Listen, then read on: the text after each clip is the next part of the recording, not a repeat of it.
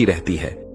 बेटी सिर्फ एक शब्द नहीं बल्कि एक माँ बाप के जीवन का सबसे अनमोल हिस्सा होती है। जब वह घर में होती है तो उसकी हंसी से घर गूंज उठता है, लेकिन जब वह शादी के बाद किसी और घर जाती है तो उसके माता पिता के दिल में सिर्फ एक ही दुआ होती है, हे भगवान, हमारी बच्ची हमेशा खुश रहे, उसे कभी किसी भी तरह की तकलीफ ना हो। लेकिन क्या होगा अगर हमारी एक गलती हमारी बेटी की पूरी जिंदगी को अंधकार में बदल दे? क्या होगा अगर वह घर जहां हमने अपनी बेटी को ब्याहा है उसके लिए सिर्फ दर्द, गरीबी और आंसुओं का घर बन जाए? आज हम आपको बताएंगे कि किन 3 जगहों पर अपनी बेटी का विवाह कभी नहीं करना चाहिए, वरना आपकी लाडली को जिंदगी भर दुख ही मिलेगा। दोस्तों, जब कोई माँ बाप अपनी बेटी की शादी का फैसला लेते हैं तो वे यही सोचते हैं कि उनका फैसला सही हो, लेकिन कई बार यह जल्दबाजी में लिया गया फैसला उनकी बेटी की जिंदगी का सबसे बड़ा दुख बन जाता है। कितनी ही बार हमने सुना है कि शादी के बाद बेटियां अपने ससुराल में रोती हैं, गरीबी में दिन काटती हैं, मानसिक और शारीरिक प्रताड़ना सहती हैं। क्या कोई भी माता पिता अपनी बेटी के लिए ऐसा जीवन चाहेंगे? लेकिन यह सब कब होता है? जब हम शादी से पहले कुछ जरूरी चीजों को नजरअंदाज कर देते हैं। आज हम आपको बताएंगे कि किन 3 जगहों पर अपनी बेटी का विवाह करने से बचना चाहिए। दर्शक बंधु, एक कथा के माध्यम से हम उन तीनों जगहों को जानेंगे, तो चलिए कथा आरंभ करते हैं। लेकिन आगे बढ़ने से पहले आपको बता दें कि गरुड़ पुराण में कहा गया है कि कथा हो या सीख, अगर बीच में छोड़ दिया जाता है तो वह पाप की श्रेणी में आता है। तो आपसे निवेदन है कि वीडियो को अंत तक पूरा देखें, और अगर आप एक सनातनी है तो वीडियो को लाइक करके चैनल को सब्सक्राइब जरूर कर लें। तो चलिए कथा शुरू करते हैं। दर्शक बंधु, कभी कभी कुछ घटनाएं और बातें ऐसी होती हैं जिन्हें समझ पाना किसी के लिए भी असंभव हो जाता है। ऐसी ही एक अद्भुत और अलौकिक घटना थी रानी काव्या के बारे में। रानी काव्या एक अनुपम सौंदर्य और अपार शक्ति वाली स्त्री थीं, जिनकी सुंदरता और आयु को लेकर असंख्य चमत्कारी कथाएं प्रचलित थीं। लोग कहते थे कि रानी ने काल को अपनी मुट्ठी में समेट लिया है। वह 100 वर्षों की हो चुकी थीं, किंतु उनका रूप लावण्य ऐसा प्रतीत होता था जैसे वे अभी केवल 25 वर्ष की हों। उनकी सुंदरता किसी दैवीय कृपा से कम नहीं लगती थी और लोग इसे लेकर नाना प्रकार की बातें किया करते थे। रानी काव्या एक विशाल और समृद्ध राज्य की अधिष्ठात्री थीं, जिनका साम्राज्य दूर दूर तक फैला हुआ था। उनकी बुद्धिमत्ता, शक्ति और अनुपम रूप की चर्चा समस्त दिशाओं में होती थी। ऐसा भी कहा जाता था कि उन्हें किसी दिव्य शक्ति का वरदान प्राप्त था, जिसके कारण वे सदियों से अपरिवर्तित रूप से युवती बनी हुई थीं और उन पर काल का कोई प्रभाव नहीं पड़ता था। उनका तेजस्वी स्वरूप, सौम्य चाल, उनकी आंखों की अद्भुत चमक और चेहरे की ताजगी हर किसी को मोहित कर देती थी। लेकिन उनके जीवन में एक ऐसा रहस्य छिपा था जो उन्हें और भी रहस्यमय और अद्वितीय बनाता था। लोगों का विश्वास था कि रानी की सौंदर्य की रहस्यमयी छवि के पीछे कोई अलौकिक शक्ति काम कर रही है। उनके विषय में अनेक प्रकार की कथाएं प्रचलित थीं। कुछ लोग मानते थे कि उनके पास अमृत तुल्य कोई शक्ति है, जिसके कारण वे काल के प्रभाव से मुक्त हैं। उनके राज्य में वे केवल एक शासिका ही नहीं बल्कि एक देवी के रूप में पूजी जाती थीं।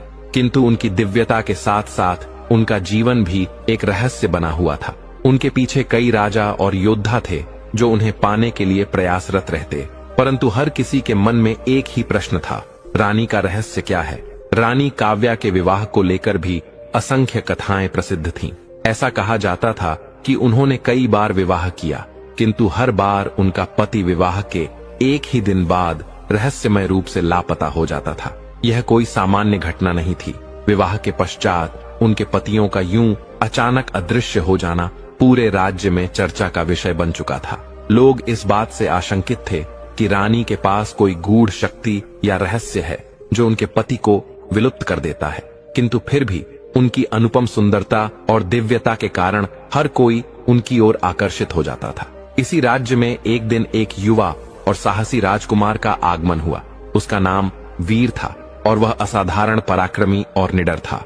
जब उसने रानी काव्या के सौंदर्य और शक्ति के बारे में सुना तो वह भी आकर्षित हो गया, किंतु उसके मन में एक प्रश्न था, आखिर रानी काव्या के पास ऐसा कौन सा दिव्य रहस्य है जो उन्हें इतना सुंदर और सदा युवा बनाए रखता है?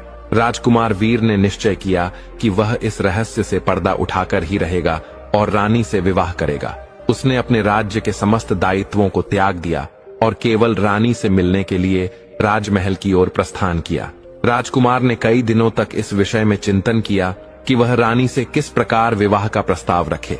अंततः एक दिन उसने संकल्प किया कि वह रानी के समक्ष विवाह का प्रस्ताव प्रस्तुत करेगा। वह राजमहल पहुंचा और राजसभा में उपस्थित हुआ। जब रानी काव्या ने उसे देखा तो मंद मुस्कान के साथ पूछा, तुम मुझसे क्या चाहते हो? राजकुमार ने निर्भीकता से उत्तर दिया, रानी, मैं आपसे विवाह करना चाहता हूँ।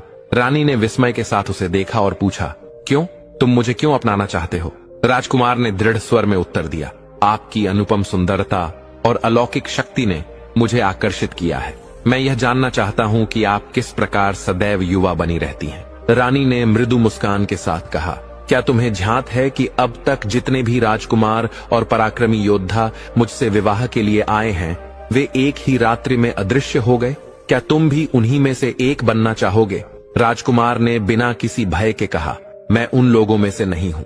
मुझे विश्वास है कि मैं आपके जीवन के समस्त रहस्यों को स्वीकार करने के लिए तत्पर हूँ। रानी ने पुनः कहा, तुम यह बात पहले भी सुन चुके होगे, किंतु क्या तुम सच में यह जानते हो कि जो लोग इस रहस्य को जानने के लिए आते हैं, वे एक ही रात्रि में अदृश्य हो जाते हैं? राजकुमार अपने निर्णय पर अडिग रहा। वह दृढ़ निश्चय कर चुका था कि वह इस रहस्य से पर्दा उठाकर रहेगा। उसने रानी से निवेदन किया, मुझे पूर्ण विश्वास है कि मैं इस विवाह के लिए योग्य हूँ। मुझे आपसे विवाह करना ही है। रानी ने उसकी यह दृढ़ता देखी और गंभीर स्वर में कहा, यदि तुम इतना ही इच्छुक हो तो हमें विवाह कर लेना चाहिए, किंतु यह मत भूलना कि हमने तुम्हें पहले ही चेतावनी दे दी है। अंततः रानी काव्या और राजकुमार वीर का विवाह संपन्न हुआ।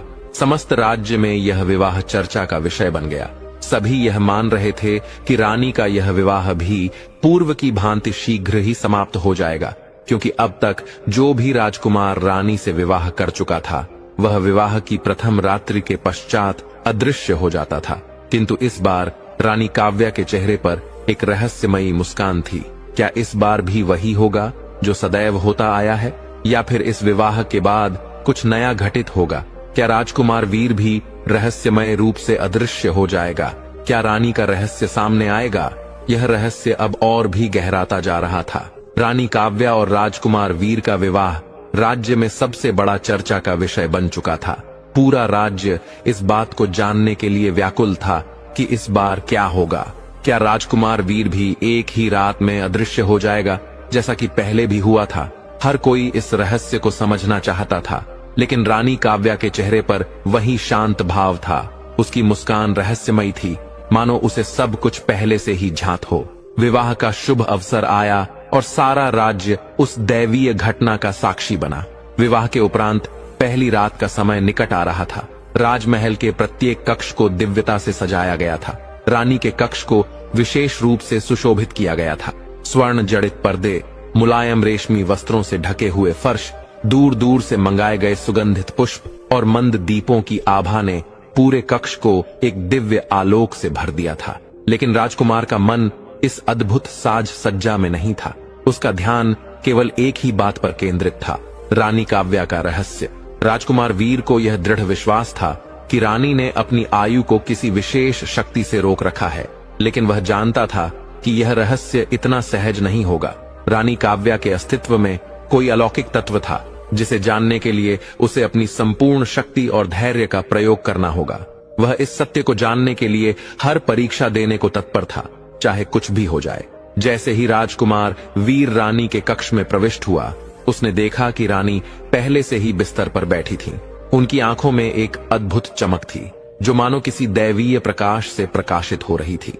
उनका सौंदर्य पहले से भी अधिक तेजस्वी लग रहा था। उनकी त्वचा इतनी कोमल और उज्जवल थी, मानो स्वयं देवताओं का आशीर्वाद हो। राजकुमार ने यह भी देखा कि कक्ष के एक कोने में एक बड़ा सा पिंजरा रखा हुआ था, जिसका द्वार खुला था। पिंजरे के भीतर कुछ वस्तुएं रखी थीं, लेकिन रानी का ध्यान उन पर नहीं था। वह शांत भाव से अपने स्थान पर बैठी रही और धीरे धीरे राजकुमार की ओर बढ़ी। रानी मुस्कुराते हुए बोली, तुम घबराए हुए प्रतीत हो रहे हो, क्या तुम्हें भय लग रहा है? राजकुमार ने कुछ नहीं कहा, लेकिन उसके चेहरे पर हल्का सा तनाव स्पष्ट दिखाई दे रहा था। उसने निश्चय किया कि वह संपूर्ण रात्रि जागता रहेगा, क्योंकि उसे विश्वास था कि इस कक्ष में कुछ अदृश्य रहस्य छुपा हुआ है। उसे यह भी झांक था कि रानी काव्या के पास कोई दैवीय शक्ति है, जिसे जानने की उसकी जिज्ञासा बढ़ती ही जा रही थी। रानी ने मधुर स्वर में कहा, तुम भयभीत क्यों हो रहे हो? यह हमारी प्रथम रात्रि है, क्या तुम मेरे साथ समय नहीं व्यतीत करना चाहते? राजकुमार ने धीरे से उत्तर दिया, रानी, मैं आपसे कुछ प्रश्न करना चाहता हूँ। मैं यह जानना चाहता हूँ कि आपके केशों में जो पुष्प सुशोभित हैं, वे सदैव ताजे क्यों रहते हैं? इनका क्या रहस्य है? रानी का मुखमंडल अचानक गंभीर हो गया। उनकी आंखों में एक गहरी चमक उभर आई। उन्होंने अपनी दृष्टि राजकुमार से हटा ली और धीरे से कहा, तुमने यह प्रश्न किया है, परंतु इसका उत्तर तुम्हें समय आने पर प्राप्त होगा। राजकुमार ने रानी के बालों में लगे गुलाबों को देखा। उन पुष्पों की पंखुड़ियां अत्यंत सुंदर और ताजगी से परिपूर्ण थीं, मानो अभी अभी खिले हों। वह उन्हें अपलक निहारता रहा। उसकी जिज्ञासा बढ़ती जा रही थी। क्या यह पुष्प किसी दिव्य शक्ति से जुड़े थे? क्या इन्हीं में रानी के सौंदर्य का रहस्य छुपा था? राजकुमार ने धीरे धीरे अपना हाथ बढ़ाया और रानी के बालों में लगे एक पुष्प को छूने का प्रयास किया। जैसे ही उसकी उंगलियां उस पुष्प के समीप पहुंची, रानी ने तुरंत उसका हाथ थाम लिया और दृढ़ स्वर में कहा, इसे मत छुओ। रानी का स्वर सख्त था और राजकुमार को तुरंत यह आभास हो गया कि इन पुष्पों में कोई बड़ा रहस्य छुपा हुआ है। उसने शीघ्रता से अपना हाथ पीछे खींच लिया, लेकिन उसकी जिज्ञासा अभी भी शांत नहीं हुई थी। राजकुमार जान चुका था कि उसे इन पुष्पों के बारे में और अधिक जानने की आवश्यकता है। रानी ने राजकुमार की ओर गंभीर दृष्टि डाली, फिर उसके मुख पर हल्की सी मुस्कान आ गई। उन्होंने शांत स्वर में कहा, तुम यह समझने का प्रयास कर रहे हो कि क्या ये पुष्प ही हमारे जीवन का रहस्य है? राजकुमार की आंखों में उत्सुकता की चमक थी। उसने धीरे से उत्तर दिया, क्या आप हमें इसका रहस्य बता सकती हैं? रानी काव्या का मुख गंभीर हो गया। उन्होंने मधुर लेकिन दृढ़ स्वर में कहा, तुम इसे पूर्ण रूप से नहीं समझ पाओगे। इन गुलाबों में वह शक्ति है जो किसी भी प्राणी की आयु और ऊर्जा को परिवर्तित कर सकती है। यह पुष्प मुझसे जुड़े हैं और यही कारण है कि मैं सदैव युवा और दिव्य बनी रहती हूँ। राजकुमार चौंक उठा। क्या आप कह रही हैं कि ये पुष्प आपकी आयु को बढ़ाते हैं? रानी ने हल्के से सिर हिलाया और कहा, नहीं, यह केवल एक अंश है। इन पुष्पों का वास्तविक रहस्य तब प्रकट होता है जब उन्हें पूर्ण रूप से अलग कर दिया जाता है।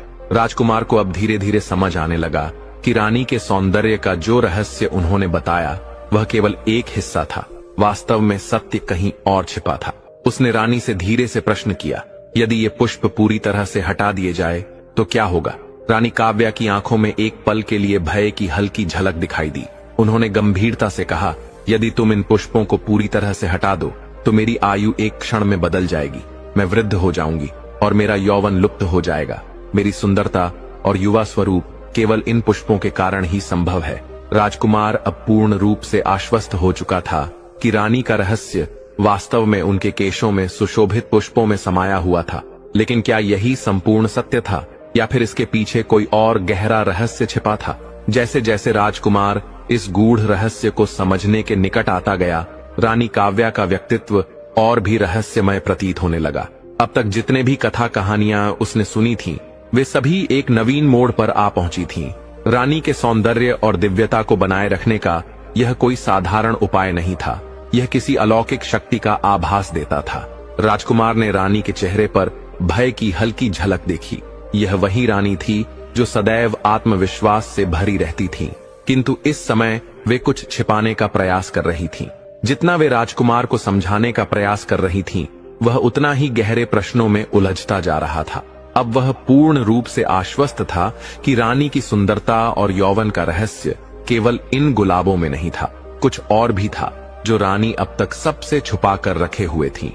आखिर क्या था वह रहस्य जिसे रानी कभी किसी को नहीं बता पाई थी? रानी काव्या के मुख पर एक अनोखी मुस्कान उभरी, मानो वे स्वयं को इस सत्य से पूर्ण रूप से परिचित करा चुकी हों।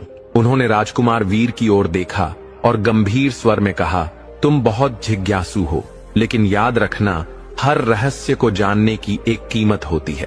राजकुमार वीर ने संजीदगी से उत्तर दिया, रानी, मैं इसके लिए तैयार हूँ।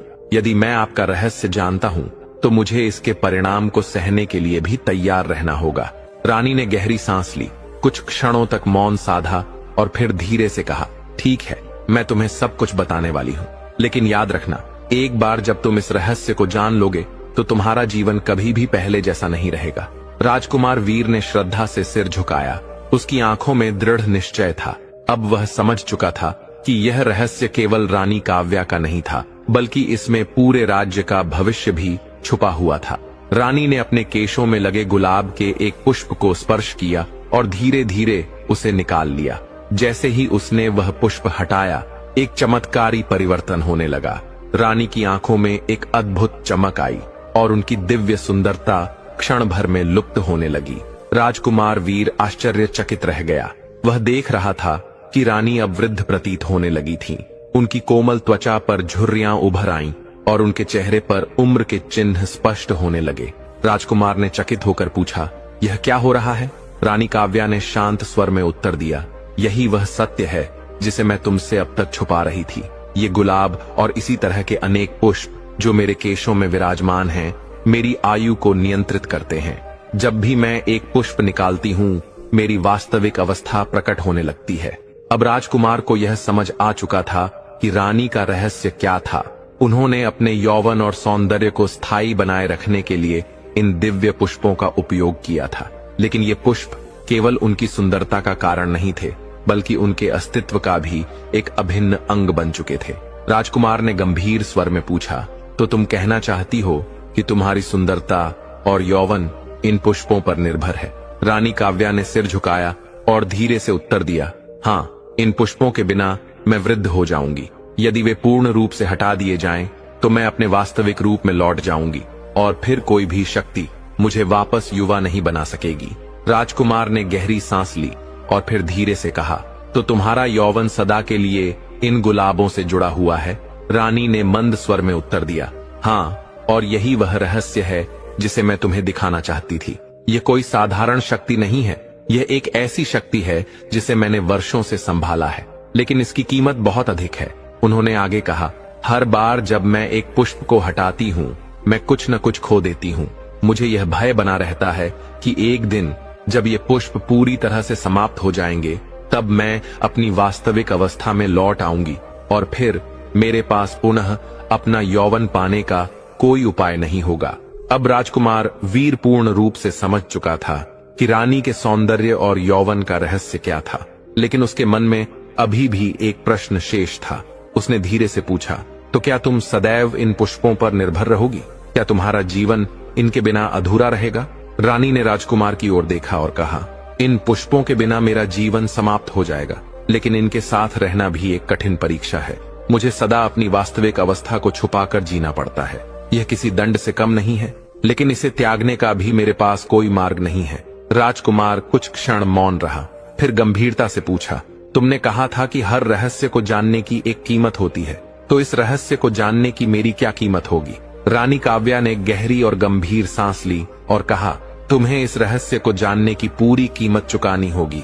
यदि तुम इस सत्य को उजागर करना चाहते हो, तो तुम्हें यह समझना होगा कि तुम कभी भी रानी काव्या को वैसे नहीं देख पाओगे जैसा तुमने अब तक देखा है।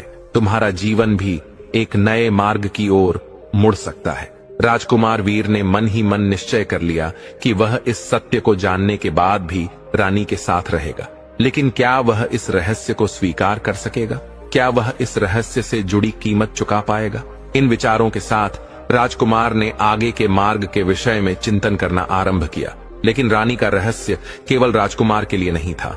इस रहस्य का प्रभाव समूचे राज्य पर भी पड़ेगा, और यह तय करना कि वह इस सत्य को स्वीकार करेगा या इसे छुपाकर रानी से दूर चला जाएगा, अब केवल राजकुमार वीर के हाथ में था। राजकुमार वीर के मन में अब अनेक प्रश्न थे और रानी काव्या का रहस्य उसे पूरी तरह से घेर चुका था।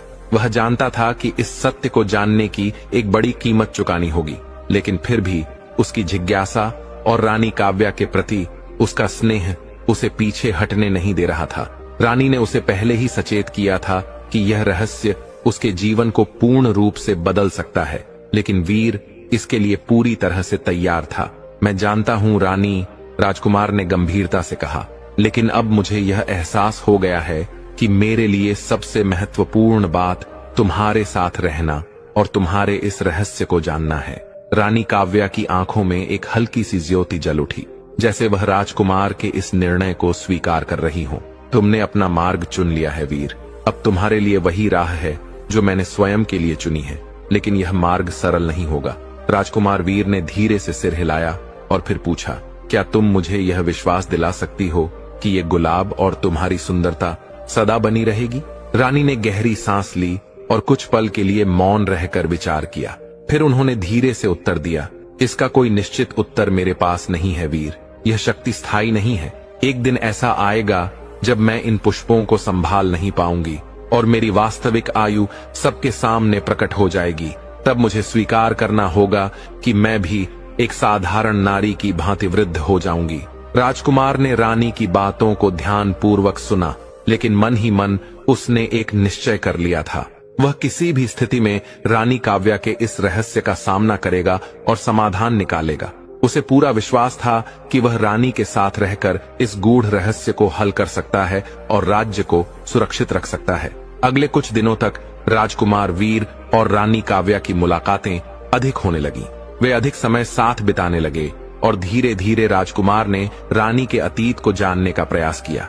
एक दिन रानी ने अपनी कहानी सुनानी शुरू की। यह शक्ति मुझे यूं ही नहीं मिली थी, रानी ने कहा। यह मुझे एक पुरानी तपस्या के परिणाम स्वरूप प्राप्त हुई थी। बहुत वर्षों पूर्व जब मैं युवा थी, मुझे एक रहस्यमयी आर्षी का आशीर्वाद मिला था। उन्होंने मुझसे कहा कि मैं अपनी जवानी को अनंत बना सकती हूँ, लेकिन इसके लिए मुझे अपनी आत्मा का एक अंश अर्पण करना होगा। मैंने यह स्वीकार किया और उसके पश्चात मैं सदा के लिए युवा बनी रह सकी। राजकुमार वीर की आंखों में आश्चर्य की लहर दौड़ गई। क्या तुम यह कह रही हो कि तुम्हारी अमृता और यौवन की कीमत तुम्हारी आत्मा का एक अंश है?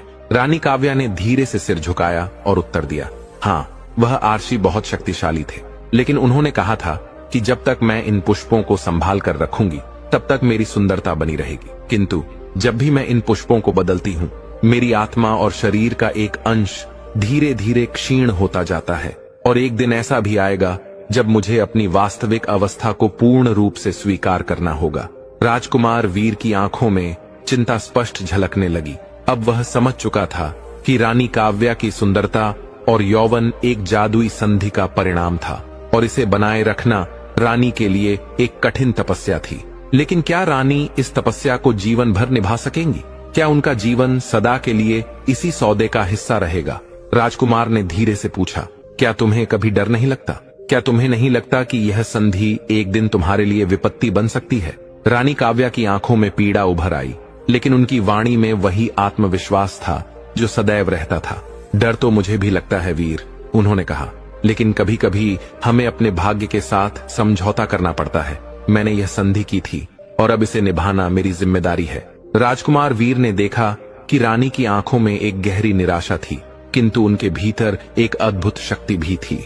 उनके चेहरे और शरीर पर भले ही दिव्य आभा थी, किंतु उनकी आत्मा में एक गहन संघर्ष चल रहा था।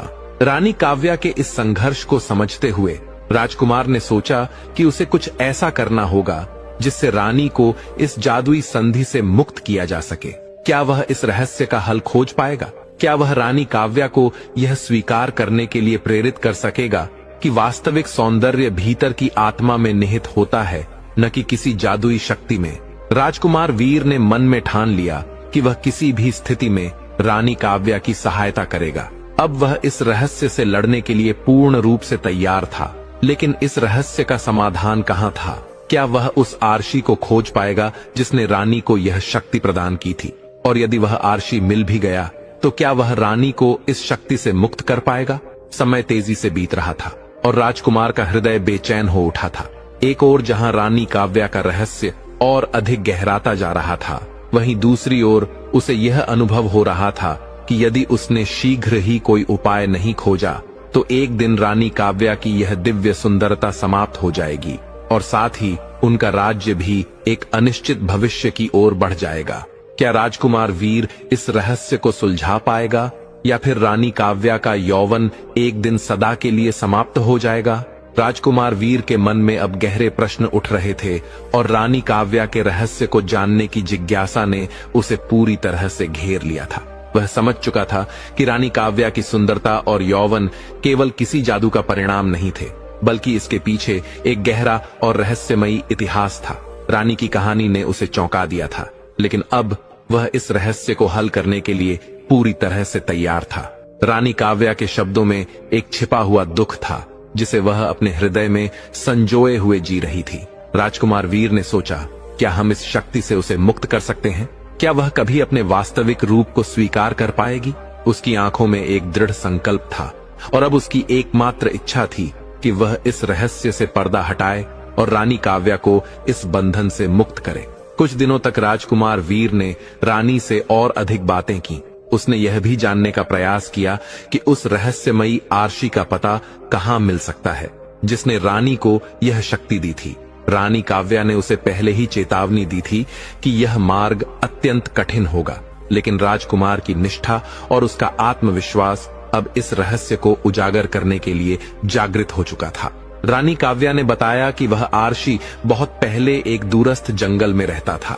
वह केवल एक साधारण संत नहीं था, बल्कि एक अद्भुत शक्ति का स्वामी था, लेकिन उसकी शक्ति को समझने और प्राप्त करने के लिए किसी ने भी अभी तक कोई प्रयास नहीं किया था। राजकुमार वीर ने निश्चय कर लिया था कि वह उस जंगल की यात्रा करेगा और किसी भी कीमत पर उस आरशी से मिलेगा। रानी काव्या ने उसके साहस को देखा और फिर कहा, तुमने जो मार्ग चुना है वह सरल नहीं होगा वीर। उस जंगल में कई भयानक जीव रहते हैं और उस आरशी तक पहुंचना किसी चमत्कार से कम नहीं है, लेकिन यदि तुमने यह निश्चय कर लिया है तो मैं तुम्हारे साथ हूँ।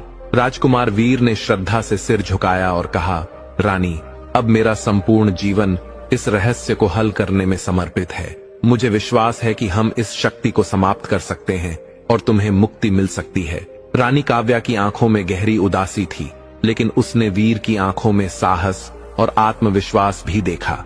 तो फिर तुम्हें जाना होगा वीर, समय हमारे पास बहुत अधिक नहीं है। जितना शीघ्र तुम उस आरशी तक पहुंचोगे उतना ही अच्छा होगा, रानी ने कहा। राजकुमार वीर ने अपनी यात्रा की तैयारी आरंभ की। उसने अपने घोड़े को सुसज्जित किया और यात्रा के लिए आवश्यक वस्तुएं एकत्र की। रानी काव्या ने भी उसकी सहायता की और उसे कुछ औषधियां और आवश्यक वस्तुएं दी ताकि वह जंगल के खतरों से सुरक्षित रह सके। रानी काव्या ने एक अंतिम बार राजकुमार को देखा और कहा, तुम्हारे बिना इस राज्य का अस्तित्व भी अधूरा रहेगा। तुमसे जुड़ा हर निर्णय मेरे लिए महत्वपूर्ण है। राजकुमार वीर ने मुस्कुराते हुए उत्तर दिया, रानी, यह हमारी लड़ाई है और मैं इसे अकेले नहीं लड़ सकता। मैं शीघ्र ही लौटूंगा। अब राजकुमार वीर उस रहस्यमयी जंगल की ओर बढ़ने लगा। मार्ग अत्यंत कठिन था और जंगल में घना अंधकार व्याप्त था। यात्रा के दौरान उसे कई भयानक जंगली जीवों का सामना करना पड़ा, लेकिन वह बिना रुके आगे बढ़ता रहा। रात के घने अंधकार में अचानक एक रहस्यमयी ध्वनि सुनाई दी। जंगल में किसी ने उसे पुकारा, तुम यहाँ क्या करने आए हो राजकुमार? यह आवाज गहरी और गूंजदार थी। इसे सुनते ही राजकुमार एक पल के लिए ठिठक गया। वह जानता था कि यह आवाज किसी साधारण मनुष्य की नहीं हो सकती। इस आवाज में एक अद्भुत शक्ति थी जो आत्मा के भीतर तक स्पंदित हो रही थी। राजकुमार वीर ने अपने मन को स्थिर किया और विनम्रता पूर्वक कहा, मैं उस आरशी से मिलना चाहता हूँ जिसने रानी काव्या को यह शक्ति प्रदान की थी। मुझे उससे मिलना ही होगा। अचानक घने अंधकार से एक वृद्ध पुरुष प्रकट हुआ। उनका चेहरा अनुभवी और समय के चिन्हों से भरा हुआ था, किंतु उनकी आंखों में एक अद्भुत दिव्य प्रकाश झलक रहा था। उन्होंने धीमे स्वर में कहा, तुम उस आरशी से मिलना चाहते हो तो पहले तुम्हें मेरी परीक्षा देनी होगी। राजकुमार वीर ने श्रद्धा से सिर झुकाया और उत्तर दिया, मैं पूर्णतः तैयार हूँ। मुझे वह ज्ञान चाहिए जिससे मैं रानी काव्या को इस बंधन से मुक्त कर सकूं। वृद्ध पुरुष हल्की मुस्कान के साथ बोले, हर ज्ञान की अपनी कीमत होती है राजकुमार। इस जंगल में जो कुछ भी है वह किसी को सहजता से नहीं मिलता। यदि तुम सच में रानी काव्या की सहायता करना चाहते हो तो तुम्हें अपने धैर्य और बुद्धिमत्ता दोनों का उपयोग करना होगा। राजकुमार वीर ने अपने हृदय में संकल्प किया और वृद्ध पुरुष से विनम्रता पूर्वक पूछा, कृपया बताइए आपकी परीक्षा क्या है? वृद्ध पुरुष ने गहरी सांस ली और कहा, तुम्हें पहले अपने अंतर मन में उतरकर यह जानना होगा कि तुम्हारे लिए रानी काव्या का रहस्य क्या है। क्या तुम केवल एक राजकुमार हो जो अपने गौरव और विजय के लिए संघर्ष कर रहा है, या क्या तुम वह व्यक्ति हो जो सच्चे प्रेम और बलिदान के लिए स्वयं को समर्पित करने को तैयार है? राजकुमार वीर कुछ क्षण गहरी सोच में डूब गया और फिर दृढ़ता से उत्तर दिया, मैं केवल रानी काव्या के लिए नहीं बल्कि इस पूरे राज्य की नियति के लिए लड़ रहा हूं। मुझे विश्वास है कि यह रहस्य केवल रानी को नहीं बल्कि पूरे राज्य को प्रभावित कर रहा है। वृद्ध पुरुष ने राजकुमार की आंखों में गहराई से देखा और फिर संतोषपूर्वक कहा, तुम सच्चे हृदय से प्रेम करने वाले हो। तुम्हारी यात्रा केवल एक जादू को समाप्त करने की नहीं बल्कि एक आत्मा को मुक्त करने की भी है। अब तुम उस आरशी से मिलोगे, किंतु स्मरण रखना वह तुम्हारे सामने सरल नहीं होगा। राजकुमार वीर ने सिर झुकाया और दृढ़ स्वर में कहा, मैं पूरी तरह से तैयार हूं। अब राजकुमार वीर की यात्रा अगले चरण में प्रवेश कर चुकी थी। क्या वह उस आरशी से मिल पाएगा? क्या रानी काव्या का रहस्य सुलझ पाएगा? राजकुमार वीर अब जंगल के गहन और अंधकारमय मार्गों में प्रवेश कर चुका था। वह वृद्ध पुरुष द्वारा दी गई चेतावनी को अपने हृदय में संजोए आगे बढ़ रहा था और उसकी परीक्षा अब प्रारंभ हो चुकी थी। जंगल का प्रत्येक कदम उसे अपने लक्ष्य के निकट ला रहा था, किंतु यह मार्ग आसान नहीं था। वह जानता था कि वह केवल एक जादू का सामना नहीं कर रहा बल्कि उसे अपनी आत्मा की गहराइयों में उतरकर सत्य को खोजना होगा। जैसे जैसे वह आगे बढ़ा, जंगल की हवा का रंग बदलने लगा। चारों ओर अजीब सी ध्वनियां गूंज रही थीं, मानो कोई अदृश्य शक्ति उसे देख रही हो। रात्रि का अंधकार और उसकी गहरी शांति ने उसके भीतर एक विचित्र भय उत्पन्न कर दिया, किंतु वीर ने अपने निश्चय को और अधिक दृढ़ कर लिया। मुझे अपनी भूमिका निभानी होगी और मुझे रानी काव्या के इस रहस्य को सुलझाना ही होगा। इसी बीच अचानक वह एक विशाल चट्टान से टकराया। वहां एक वृक्ष के नीचे एक छोटा सा जलाशय था, जिसकी शीतल जलधारा चंद्रमा के प्रकाश में झिलमिला रही थी। जलाशय के समीप एक पवित्र मंदिर था, जिसके भीतर दीपक जल रहे थे और वहां एक संत सदृश आरशी खड़े थे। उनकी आंखों में अद्भुत ताजगी और रहस्यमयी दिव्यता थी। राजकुमार वीर ने जैसे ही उन्हें देखा, वे हल्की मुस्कान के साथ बोले, आ ही गए वीर। तुम्हारा लक्ष्य सरल नहीं है, लेकिन अब तुम्हें इसे पूरा करना ही होगा। राजकुमार वीर ने अपनी आंखें तनी हुई और गहरी सोच में डूबी हुई थीं। उसने आत्मविश्वास से कहा, मैं जानता हूं कि यह आसान नहीं होगा आरशी, लेकिन मुझे रानी काव्या को उसके जादू से मुक्त करने का तरीका चाहिए। मुझे इस रहस्य को समाप्त करना ही होगा। आरशी ने उसकी बातों को ध्यानपूर्वक सुना और फिर शांत स्वर में कहा, तुम जानते हो कि रानी काव्या की जवानी केवल एक साधारण जादू नहीं है वीर, यह एक सौदा है और हर सौदे का परिणाम होता है। तुम्हें इसे समझने के लिए तैयार रहना होगा। राजकुमार वीर ने घबराते हुए पूछा, लेकिन क्या हम उसे मुक्त कर सकते हैं? क्या यह संभव है कि रानी काव्या को उसका असली रूप दिखाया जा सके? आरशी ने गहरी सांस ली और कुछ क्षणों तक मौन रखा। फिर उन्होंने कहा, तुम जो कह रहे हो वह अत्यंत कठिन कार्य है। रानी काव्या ने जो सौदा किया था उसकी कीमत तो एक दिन चुकानी ही पड़ेगी, लेकिन इसे समाप्त करने का एक तरीका अवश्य है। यदि तुम इस रहस्य को पूर्ण रूप से समझ सको तो शायद तुम उसे मुक्त कर सको। राजकुमार वीर की जिज्ञासा और बढ़ गई। उसने गंभीर स्वर में पूछा, तो फिर वह तरीका क्या है? आरशी ने राजकुमार की आंखों में गहराई से देखा और फिर धीमे स्वर में कहा, रानी काव्या के इस सौदे का एक गहरा पक्ष है वीर। यह जादू तभी समाप्त हो सकता है जब वह स्वयं अपने हृदय से यह निर्णय करे कि वह अपनी जवानी और सुंदरता को त्यागने के लिए तैयार है। जब वह अपने आत्मा के उस अंश को पुनः प्राप्त करने के लिए तैयार होगी जिसे उसने इस सौदे के बदले खो दिया था, तभी यह जादू समाप्त होगा। राजकुमार वीर के मन में कई प्रश्न उठने लगे, किंतु सबसे बड़ा प्रश्न यह था कि क्या वे रानी काव्या को इस निर्णय के लिए प्रेरित कर सकते हैं? उसने धीरे से पूछा, तो क्या यह हम पर निर्भर करता है कि हम उसे इस निर्णय के लिए तैयार करें? आरशी ने सिर झुकाया और कहा, हाँ, किंतु यह कार्य केवल तुम ही कर सकते हो वीर।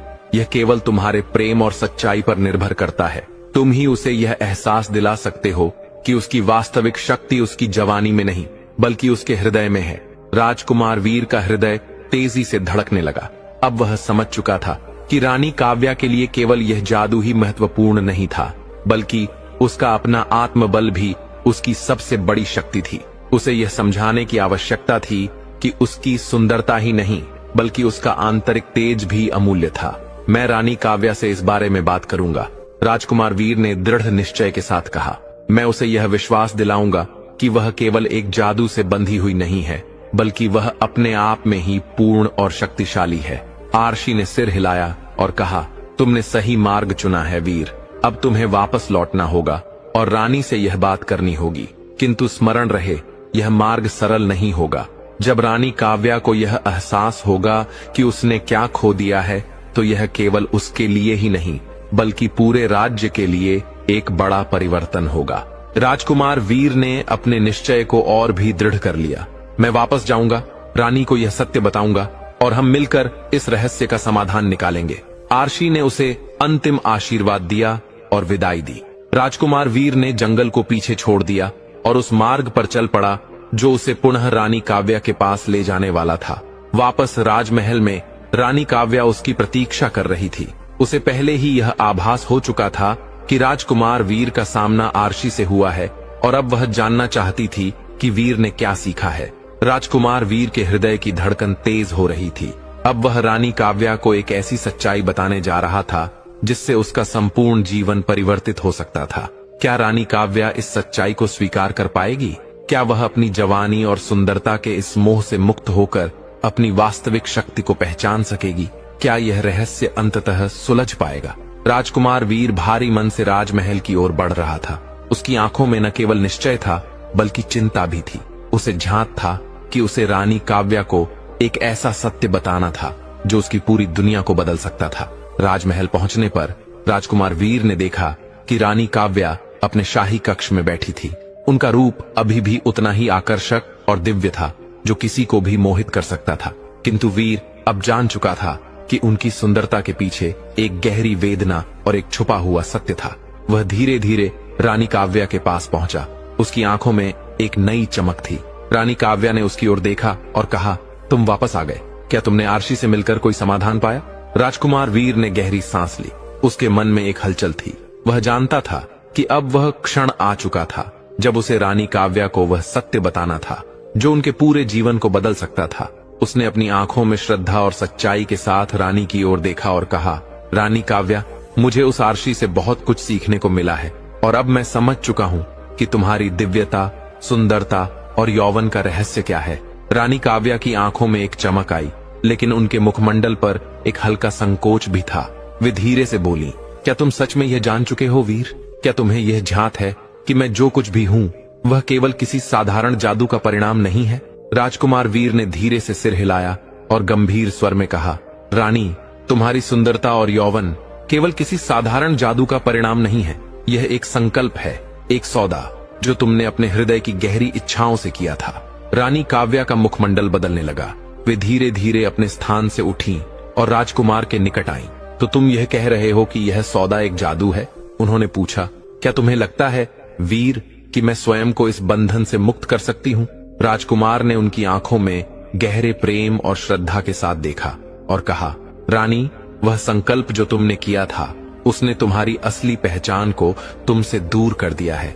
तुम्हें अपने यौवन और सौंदर्य के बदले में अद्भुत शक्तियां मिली, लेकिन यह शक्ति केवल तुम्हें अपनी वास्तविकता को भुलाने के लिए विवश कर रही थी।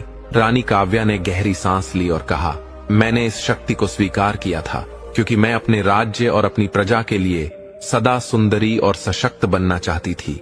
लेकिन अब मुझे यह अनुभव हो रहा है कि मैंने अपनी असली आत्मा को खो दिया है। राजकुमार ने धीरे से कहा, रानी, तुम्हें यह समझने की आवश्यकता है कि तुम्हारी वास्तविक शक्ति तुम्हारी बाहरी सुंदरता में नहीं बल्कि तुम्हारी आत्मा की पवित्रता और शक्ति में है। जिस शक्ति का तुम उपयोग कर रही हो वह तुम्हें भीतर से कमजोर कर रही है। तुम्हें अपने भीतर छिपी वास्तविक शक्ति को पहचानना होगा, तभी तुम इस बंधन से मुक्त हो सकोगी। रानी काव्या की आंखों में अश्रु छलक आए। उन्होंने सिर झुकाकर कहा, क्या तुम सच में यह मानते हो वीर कि मैं यह कर सकती हूँ? क्या मुझे अपने यौवन और सौंदर्य को त्याग देना चाहिए जो मेरे लिए इतने वर्षों से सबसे अधिक महत्वपूर्ण रहे हैं? राजकुमार वीर उनके समीप आया और श्रद्धा से कहा, तुम्हारे भीतर जो सच्ची शक्ति है वह कभी समाप्त नहीं होगी। तुम्हारा यौवन और सौंदर्य केवल एक मोह है। तुम्हारी असली सुंदरता तुम्हारी आत्मा की दिव्यता में है और अब वह समय आ चुका है जब तुम इस बंधन को तोड़ सको। तुम्हारी सच्ची पहचान और शक्ति सबके समक्ष प्रकट हो सकती है। रानी काव्या ने अपने अश्रु पोंछे और धीरे से मुस्कुराई। तुम सही कह रहे हो वीर। अब मुझे यह अनुभव हो रहा है कि मैंने जो चुनाव किया था वह मेरा वास्तविक स्वरूप नहीं था। मैंने अपनी सच्ची पहचान को खो दिया था और अब मुझे पुनः उसे पाने का मार्ग मिल गया है। राजकुमार वीर ने उनकी ओर देखा और कहा, रानी, तुम्हें केवल अपने आत्मबल पर विश्वास रखना होगा। तुम स्वयं को परिवर्तित कर सकती हो और इस बंधन से मुक्त हो सकती हो। रानी काव्या ने श्रद्धा से सिर झुका लिया और फिर धीरे से पूछा, तो क्या मुझे इस शक्ति को समाप्त करने के लिए कोई विशेष प्रक्रिया करनी होगी? राजकुमार ने उत्तर दिया, हाँ, किंतु इसका पहला चरण यह है कि तुम अपने हृदय से इस परिवर्तन को स्वीकार करो। तुम्हें अपनी आत्मा की शक्ति को पहचानना होगा। जब तुम इस सत्य को पूर्ण रूप से स्वीकार करोगी, तब यह जादू स्वयं टूट जाएगा। रानी काव्या ने गहरी सांस ली और अपने केशों में लगे दिव्य पुष्पों की ओर देखा। वे समझ चुकी थीं कि यह सब उनके आत्मबल और उनके निर्णय पर निर्भर था। उनकी आत्मा को अब इस मोह से मुक्त होने के लिए स्वयं को स्वीकार करने की आवश्यकता थी। मैं तैयार हूँ वीर, रानी काव्या ने श्रद्धा से कहा। मैं अपने आत्मविश्वास को पुनः प्राप्त करना चाहती हूँ और अपने सच्चे स्वरूप को पहचानने के लिए यह कदम उठाऊंगी। राजकुमार वीर ने श्रद्धा भरी मुस्कान के साथ रानी काव्या की ओर देखा और कहा, तुमने सही निर्णय लिया है रानी। अब हमें इस राज्य के उज्जवल भविष्य की ओर बढ़ना होगा और तुम्हारे लिए एक नया अध्याय प्रारंभ हो चुका है। रानी काव्या ने अंतिम बार अपने केशों में लगे गुलाब को देखा, फिर धीरे से उसे निकाल लिया। जैसे ही उन्होंने गुलाब को अपनी उंगलियों से हटाया, उनके शरीर में एक हल्का कंपन उत्पन्न हुआ और उनकी आंखों में एक नई दिव्य ज्योति प्रकट हुई। अब उन्हें झांत हो चुका था कि उनकी वास्तविक शक्ति उनके यौवन में नहीं, बल्कि उनकी आत्मा के तेज में थी। जैसे ही गुलाब उनके हाथों से निकला, एक शीतल पवन महल के कक्ष में प्रवाहित होने लगी। उनके मुखमंडल पर एक अद्भुत परिवर्तन आया। वे अब पहले से अधिक शांत और संतुलित प्रतीत हो रही थीं।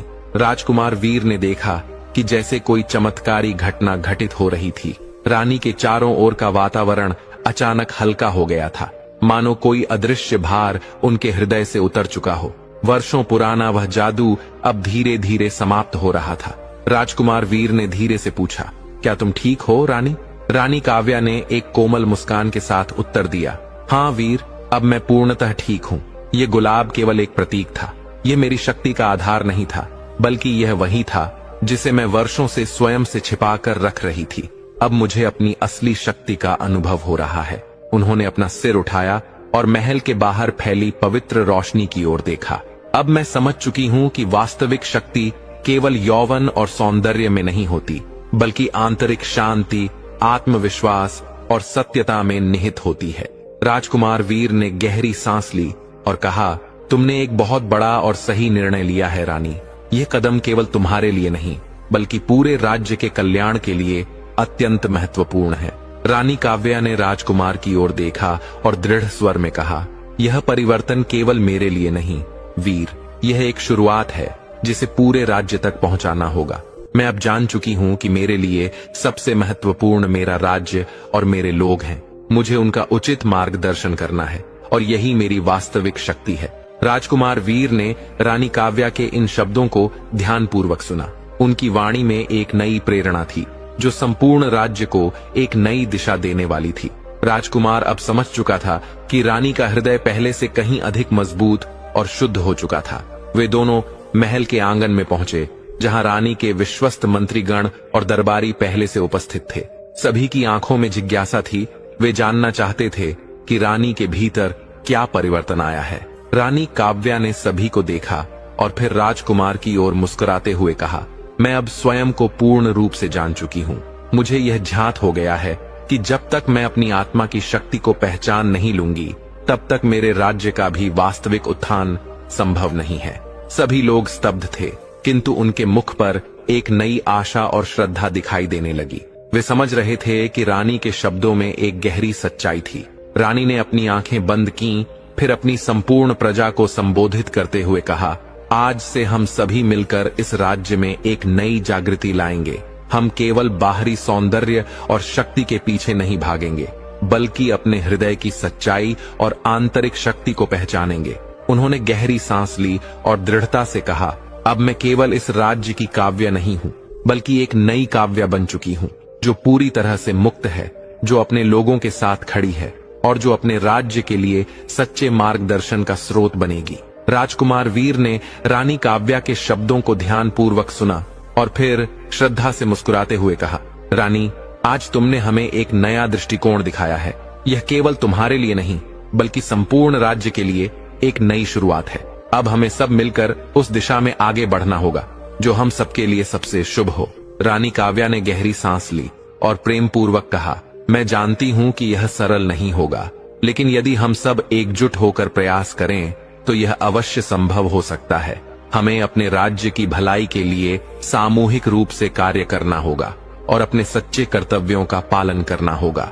राजकुमार वीर ने रानी की इन पवित्र बातों को सुनकर उनकी ओर देखा और फिर दरबारियों तथा समस्त प्रजा की ओर मुख करते हुए कहा, अब राज्य का भविष्य रानी काव्या के नेतृत्व में सुरक्षित है। हमें उनकी वाणी और उनके संकल्प पर विश्वास रखना होगा। यदि हम सब मिलकर एकजुटता और निष्ठा से कार्य करें तो यह राज्य निश्चित ही उन्नति के मार्ग पर अग्रसर होगा। रानी काव्या ने उपस्थित सभी लोगों की ओर प्रेम से देखा और फिर कहा, हमें यह समझना होगा कि वास्तविक सुंदरता और शक्ति हमारे भीतर निहित होती है। बाहरी स्वरूप केवल एक भ्रम है। जब तक यह राज्य अपनी आंतरिक शक्ति को पहचान कर नहीं चलेगा, तब तक हम किसी भी बाहरी बाधा से स्वयं की रक्षा नहीं कर सकते। सभी लोग अब इस परिवर्तन को स्वीकार कर चुके थे। उनके हृदयों में एक नवीन आशा और विश्वास उत्पन्न हो चुका था। रानी काव्या का यह आंतरिक परिवर्तन केवल उनका व्यक्तिगत नहीं था, बल्कि यह संपूर्ण राज्य के लिए एक नवीन युग का आरंभ था। राजमहल की भव्य दीवारों में गूंजते शब्द अब केवल शाही आदेश नहीं रह गए थे, बल्कि यह संपूर्ण राज्य के प्रत्येक नागरिक के लिए एक पावन संदेश बन चुके थे। रानी काव्या ने स्वयं को पहचान लिया था और अब वे अपने राज्य को भी एक नई पहचान देने के लिए तत्पर थीं। राजकुमार वीर और रानी काव्या का संबंध अब केवल प्रेम और विश्वास तक सीमित नहीं था, बल्कि यह एक गहरे सहयोग और जिम्मेदारी का प्रतीक बन चुका था। दोनों मिलकर राज्य को उस दिशा में ले जाने के लिए संकल्पबद्ध थे जहां प्रत्येक व्यक्ति अपनी वास्तविक शक्ति को पहचाने और समाज सामूहिक रूप से समृद्धि की ओर बढ़े। क्या रानी काव्या और राजकुमार वीर का यह निर्णय राज्य के भविष्य को एक नई दिशा दे पाएगा? क्या रानी की आत्मिक शक्ति राज्य की वास्तविक समृद्धि का स्रोत बन पाएगी? यह तो केवल समय ही बता सकता था, किंतु एक सत्य निश्चित था। रानी काव्या की यह यात्रा केवल उनके लिए नहीं, बल्कि संपूर्ण राज्य के लिए एक नए युग का प्रारंभ थी। रानी काव्या का यह निर्णय अब एक वायु की भांति संपूर्ण राज्य में फैल चुका था। उनके विचार, उनकी वाणी और उनका नया दृष्टिकोण न केवल दरबारियों बल्कि समस्त जनता को भी प्रभावित कर रहा था। अब प्रत्येक व्यक्ति यह अनुभव कर रहा था कि यह समय परिवर्तन का है और रानी काव्या का नेतृत्व इस राज्य को नई ऊंचाइयों तक ले जाने के लिए पूर्णतः सक्षम है। राजमहल में दिन भर चहल पहल बनी रही। दरबारी, मंत्री, सेनापति और राज्य के ज्ञानी पुरुष महल के प्रांगण में एकत्रित हो रहे थे ताकि वे रानी काव्या के नवीन दृष्टिकोण पर विचार कर सकें। रानी काव्या अब केवल एक रूपवती और शक्तिशाली शासक नहीं थीं, बल्कि वे एक प्रबुद्ध नेता के रूप में स्थापित हो चुकी थीं। राजकुमार वीर ने भी रानी के इस दिव्य दृष्टिकोण को पूर्ण समर्थन दिया था और अब वे इस पवित्र योजना को कार्यान्वित करने में उनकी सहायता करने के लिए तत्पर थे। दोनों ने मिलकर राज्य की समस्याओं और संभावित खतरों पर चर्चा की। उन्होंने योजना बनाई कि किस प्रकार राज्य को एक नए मार्ग पर अग्रसर किया जा सकता है। महल के विशेष सभा कक्ष में एक महत्वपूर्ण सभा का आयोजन किया गया। इस सभा में रानी काव्या, राजकुमार वीर और राज्य के समस्त उच्च अधिकारी उपस्थित थे। रानी काव्या ने सभा का शुभारंभ करते हुए कहा, हमारा राज्य एक महान इतिहास और संस्कृति का धारक है, किंतु समय के साथ हमने अपने अनेक मूल्यों और सिद्धांतों को भुला दिया है। अब समय आ चुका है कि हम उन सिद्धांतों को पुनः अपनाएं जो हमें हमारी वास्तविक पहचान प्रदान करते हैं। रानी काव्या ने सभा में बैठे सभी मंत्रियों, दरबारियों और अधिकारियों की ओर देखा और शांत स्वर में कहा, हमारे राज्य की शांति और समृद्धि के लिए अब हमें अपने भीतर के असली सौंदर्य और शक्ति को पहचानने की आवश्यकता है। हमें बाहरी स्वरूप और दिखावे से ऊपर उठकर अपने आत्मविश्वास और आंतरिक सामर्थ्य को विकसित करना होगा। जब तक हम अपनी सच्ची शक्ति को नहीं समझेंगे, तब तक हमारा राज्य पूर्णता की ओर नहीं बढ़ सकता। राजकुमार वीर ने रानी काव्या के शब्दों का समर्थन करते हुए कहा, राज्य को अब केवल बाहरी सौंदर्य से नहीं बल्कि आंतरिक शक्ति से मापा जाना चाहिए। हमें यह समझना होगा कि हमारी वास्तविक शक्ति हमारे भीतर ही स्थित है। जब हम इसे पहचान लेंगे और अपने कर्मों में आत्मविश्वास लाएंगे, तब यह राज्य पुनः समृद्धि और उन्नति के मार्ग पर अग्रसर होगा। सभा में उपस्थित प्रत्येक व्यक्ति रानी काव्या और राजकुमार वीर के इन प्रेरणादायक शब्दों से प्रभावित हुआ। यह एक नई शुरुआत थी और सभी ने यह संकल्प लिया कि वे इस परिवर्तन में पूर्ण रूप से भाग लेंगे। रानी काव्या ने राज्य के लिए एक नई नीति की घोषणा की, आंतरिक शक्ति और आत्मविश्वास का निर्माण करना और प्रत्येक नागरिक को यह समझाना कि असली सुंदरता और शक्ति केवल बाहरी स्वरूप में नहीं, बल्कि उनके आत्मविश्वास और आत्मिक शांति में निहित है। इसके पश्चात रानी काव्या ने राज्य के लोगों को अपने विचारों से अवगत कराने के लिए एक महासम्मेलन बुलाने का निर्णय लिया। यह सम्मेलन पूरे राज्य से लोगों को एकत्रित करने के लिए था, ताकि उन्हें सही दिशा में जागरूक किया जा सके और इस परिवर्तन में उनकी भागीदारी सुनिश्चित की जा सके। महासम्मेलन की तैयारियां पूरे जोश के साथ प्रारंभ हुईं। महल के प्रत्येक कोने को सुसज्जित किया जा रहा था और संदेशवाहक प्रत्येक गांव और नगर में आमंत्रण देने के लिए भेजे गए थे। राज्य में एक नई ऊर्जा प्रवाहित हो चुकी थी और लोगों में उत्सुकता थी कि इस महासम्मेलन में क्या नया सीखने को मिलेगा। महासम्मेलन के दिन पूरा राज्य उत्साह और आशा से भरा हुआ था। हजारों नागरिक महल के प्रांगण में एकत्र हुए। उनके मन में प्रश्न भी थे और परिवर्तन की स्वीकृति भी। रानी काव्या ने मंच पर आकर सभी का आशीर्वाद और अभिवादन किया और फिर मधुर वाणी में कहा, मेरे प्रिय राज्यवासियों, आज मैं आपको एक नया दृष्टिकोण देने आई हूँ। अब तक हमने केवल बाहरी सुंदरता और शक्ति को ही महत्व दिया है, लेकिन अब हमें यह समझना आवश्यक है कि असली शक्ति हमारे भीतर स्थित है। जब हम अपने आत्मविश्वास और आंतरिक शांति को पहचानेंगे, तभी हम अपने राज्य को एक नई ऊंचाई पर ले जा सकेंगे। रानी काव्या के इन शब्दों ने सभी के हृदयों को छू लिया। लोग यह समझने लगे कि रानी अब केवल एक शासक नहीं, बल्कि एक मार्गदर्शक के रूप में उनके समक्ष खड़ी थीं। उन्होंने सभी को एक नई दृष्टि प्रदान की, जिससे वे अपने जीवन को एक नई दिशा देने के लिए प्रेरित हुए। राज्य के सभी वर्गों, किसानों, व्यापारियों, सैनिकों, महिलाओं, वृद्धों और युवाओं को उन्होंने आत्मविश्वास और आंतरिक शक्ति का महत्व समझाया। उन्होंने यह संदेश दिया कि हर व्यक्ति के भीतर एक अनूठी शक्ति है और यदि वे इसे पहचान लें तो कोई भी बाहरी बाधा उन्हें रोक नहीं सकती। महासम्मेलन समाप्त होने के पश्चात रानी काव्या और राजकुमार वीर अपने कक्ष में लौटे। राजकुमार वीर ने रानी काव्या की ओर देखा और सम्मान पूर्वक कहा, रानी, आपने आज जिस परिवर्तन की शुरुआत की है, वह न केवल आपके लिए बल्कि संपूर्ण राज्य के लिए एक ऐतिहासिक क्षण है। अब हमें एक नई दिशा प्राप्त हो चुकी है और यह राज्य फिर से अपने गौरव को प्राप्त करने की ओर बढ़ चुका है। रानी काव्या ने एक कोमल मुस्कान के साथ उत्तर दिया, यह परिवर्तन केवल मेरे लिए नहीं, बल्कि हमारे राज्य के प्रत्येक नागरिक के लिए है। हम सभी मिलकर इस राज्य को नई ऊंचाइयों तक पहुंचाएंगे। अब यह परिवर्तन केवल रानी काव्या का संकल्प नहीं था, यह संपूर्ण राज्य का संकल्प बन चुका था। रानी काव्या जानती थीं कि यह यात्रा सरल नहीं होगी, किंतु उन्होंने पहला कदम बढ़ा लिया था। अब राज्य के लोग भी इस बदलाव का हिस्सा बन चुके थे। सभी को यह विश्वास था कि रानी काव्या के नेतृत्व में राज्य एक नई दिशा में अग्रसर होगा, जहां हर व्यक्ति अपनी आंतरिक शक्ति और आत्मविश्वास को पहचानेगा। रानी काव्या और राजकुमार वीर का दृष्टिकोण अब राज्य की धारा में परिवर्तन ला चुका था। पूरे राज्य में एक नया उत्साह और आशा का संचार हो चुका था। राज्य में परिवर्तन के संकेत स्पष्ट रूप से दिखने लगे थे। किसानों ने अपनी मेहनत और आत्मविश्वास से उपज बढ़ानी शुरू कर दी थी। व्यापारी अपने व्यापार में नई नीतियों का पालन कर रहे थे और सैनिकों का मनोबल पहले से अधिक सशक्त हो चुका था। महिलाएं भी अपनी आंतरिक शक्ति को पहचानने लगी थीं और समाज में अपनी भूमिका को एक नए दृष्टिकोण से देखने लगी थीं। रानी काव्या ने अपने इस संदेश को हर वर्ग तक पहुंचाने के लिए हर संभव प्रयास किया था और अब उसका परिणाम भी स्पष्ट रूप से दिखाई दे रहा था। लेकिन जैसे हर बदलाव के साथ चुनौतियां आती हैं, रानी काव्या के सामने भी एक नया संकट खड़ा होने वाला था। राज्य के कुछ पुराने शत्रु जो सदैव रानी की शक्ति और न्यायप्रियता को पसंद नहीं करते थे, अब इस परिवर्तन से घबराने लगे थे।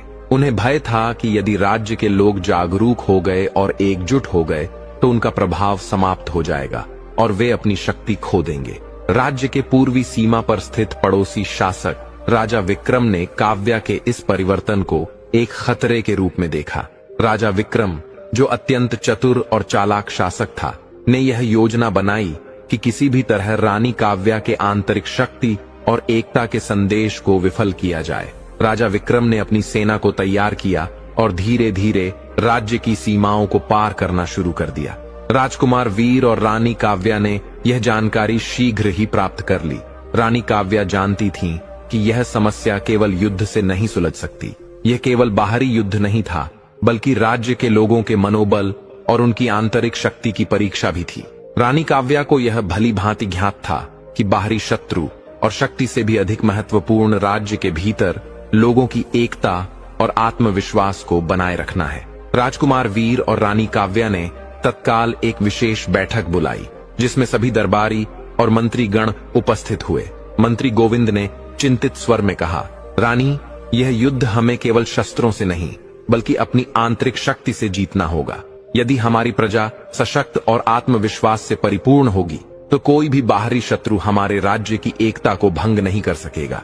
रानी काव्या ने मंत्रियों की बातों को गंभीरता से सुना और निर्णय लिया कि राज्य में एक नई योजना लागू की जाएगी। इस योजना के अंतर्गत न केवल सैनिकों को प्रशिक्षण दिया जाएगा, बल्कि प्रत्येक नागरिक को भी आत्मरक्षा, धैर्य और एकजुटता की कला सिखाई जाएगी। रानी काव्या ने सभा में सभी को संबोधित करते हुए कहा, हमारे राज्य का वास्तविक बल हमारी बाहरी सेना में नहीं, बल्कि हमारी प्रजा की आंतरिक शक्ति में निहित है। यदि हर नागरिक अपने भीतर की शक्ति को पहचान ले, तो कोई भी बाधा उन्हें पराजित नहीं कर सकती। उन्होंने आगे कहा, हम किसी भी कठिनाई का सामना कर सकते हैं, यदि हम सभी एकजुट रहें और अपने आत्मविश्वास को बनाए रखें। यह युद्ध केवल बाहरी शत्रु से नहीं, बल्कि हमारे भीतर की कमजोरी से भी है। रानी काव्या ने सभा में अपने मंत्रियों और प्रजा की ओर देखते हुए कहा, हमारे राज्य की शक्ति केवल बाहरी सुरक्षा में नहीं, बल्कि हमारे भीतर के आत्मविश्वास और एकता में है। यदि हम स्वयं को पहचान लें, तो कोई भी शक्ति हमें पराजित नहीं कर सकती। राजकुमार वीर ने रानी काव्या के इस पवित्र दृष्टिकोण का पूर्ण समर्थन किया और राज्य के हर हिस्से में यह संदेश फैलाने की योजना बनाई। वीर ने सैनिकों को आदेश दिया कि वे राज्य के प्रत्येक गांव, कस्बे और नगर में जाकर लोगों को आत्मरक्षा, धैर्य और एकता का ज्ञान दें। कुछ ही दिनों में पूरे राज्य में जागरूकता की एक नई लहर दौड़ गई। अब लोग केवल बाहरी सुरक्षा के बारे में ही नहीं सोच रहे थे, बल्कि अपनी आंतरिक शक्ति और आत्मविश्वास को भी पहचानने लगे थे। महिलाएं, बुजुर्ग और बच्चे सभी इस पवित्र परिवर्तन का हिस्सा बन गए। रानी काव्या ने यह सुनिश्चित किया कि राज्य का हर नागरिक यह अनुभव करे कि वह अकेला नहीं है, बल्कि संपूर्ण राज्य के साथ खड़ा है। कुछ समय बाद राजा विक्रम की सेना राज्य की सीमाओं तक आ पहुंची, लेकिन अब रानी काव्या का राज्य पहले जैसा नहीं था। अब राज्य के नागरिक, सैनिक और अधिकारी सभी एकजुट थे और किसी भी आक्रमण का सामना करने के लिए पूर्णतः तैयार थे। राजकुमार वीर ने अपनी सेना को संगठित किया और सीमाओं पर सुरक्षा को और अधिक मजबूत कर दिया। जैसे ही राजा विक्रम की सेना राज्य की सीमाओं तक पहुंची, उन्हें केवल सैनिकों का नहीं, बल्कि पूरे राज्य के नागरिकों के आत्मविश्वास और संकल्प का भी सामना करना पड़ा। लेकिन यह किसी साधारण युद्ध की भांति नहीं था। यह युद्ध केवल बाहरी शत्रु के विरुद्ध नहीं था, बल्कि यह आत्मिक जागरूकता और आत्मविश्वास की परीक्षा भी थी। राजा विक्रम ने देखा कि रानी काव्या का राज्य अटूट संकल्प से भरा हुआ है और कोई भी बाहरी शक्ति उनके आत्मबल को नहीं तोड़ सकती। उसने यह भली भांति समझ लिया कि इस राज्य को हथियारों से जीतना असंभव है, क्योंकि यहाँ के लोग केवल शारीरिक रूप से नहीं, बल्कि मानसिक और आत्मिक रूप से भी सशक्त हो चुके थे। राजा विक्रम ने अपनी सेना को वापस बुला लिया और राज्य की सीमाओं से बाहर चला गया। यह केवल बाहरी शत्रु पर विजय नहीं थी, बल्कि यह आंतरिक शक्ति, शांति और एकता की सच्ची जीत थी। रानी काव्या और राज्य के लोगों ने यह सिद्ध कर दिया कि बाहरी शक्ति और युद्ध केवल क्षणिक होते हैं, लेकिन आत्मिक शक्ति और एकता सदैव विजय दिलाती है।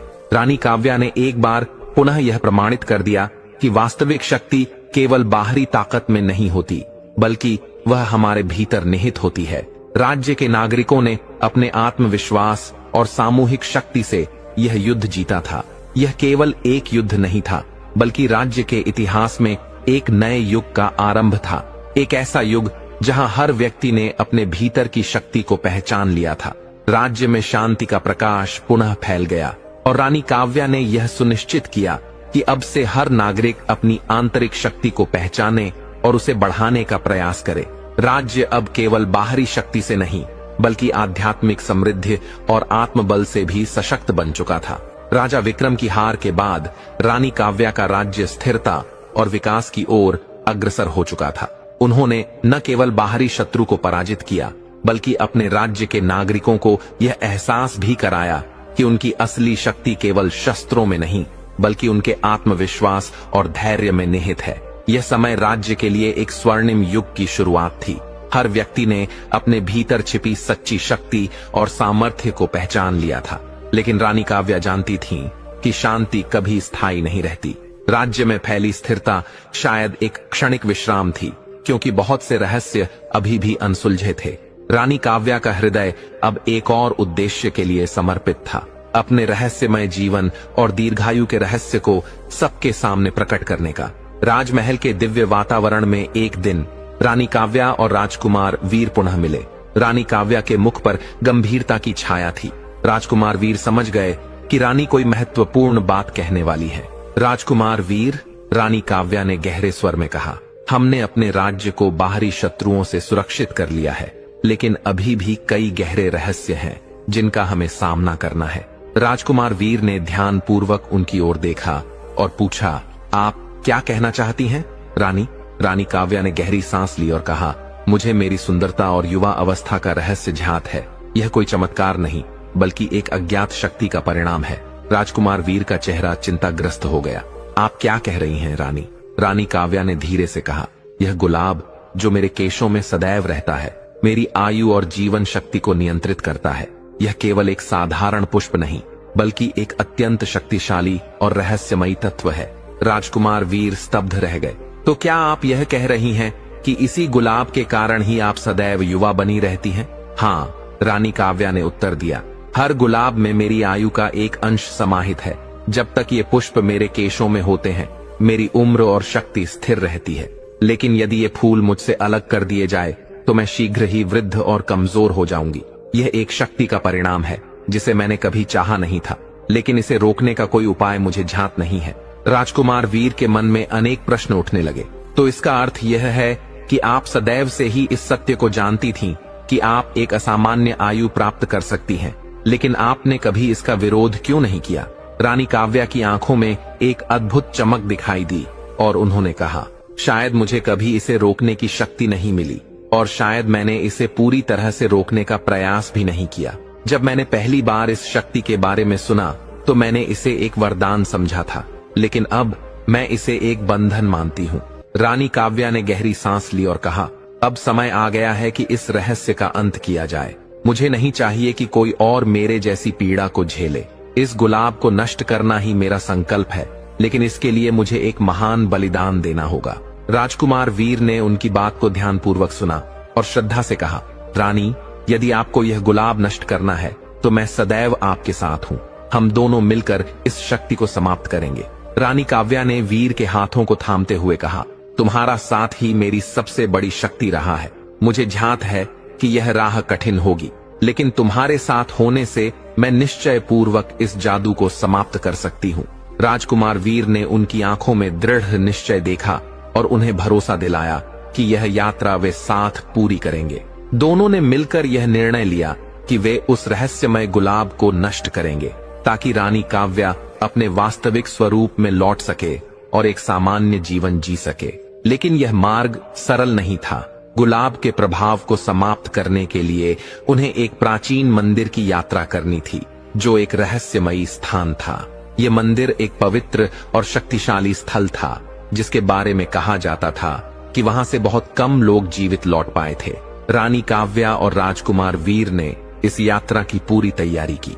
सबसे पहले राज्य के विद्वानों, ऋषियों और अनुभवी जादूगरों से परामर्श लिया। विद्वानों ने बताया, यह मंदिर केवल उन्हीं को मार्ग दिखाता है जिनके हृदय में सच्चाई और साहस होता है।